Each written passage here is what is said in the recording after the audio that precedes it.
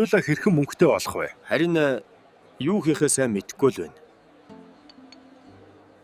Хүмүүс Forex арилжаа хийж мөнгө их олж байгаа сурагтай. Тийм үү? Гэдсэн дээр доллар шивүүлсэн чонын тухай хүмүүс ярилцаад л байна.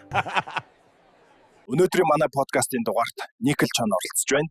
Намайг Никл гэдэг Forex-ийн арилжаа хийгээд Өдөрт 10 сая төгрөг олдог. Үнэхээр гайхалтай. Та чоны арлаас манай аралд яах гэж ирсэн бэ? Би танай арлын оршин суугчид над шиг мөнгө олоосэй гэж ирлээ. Та олсон мөнгөөрөө юу хийдэг вэ?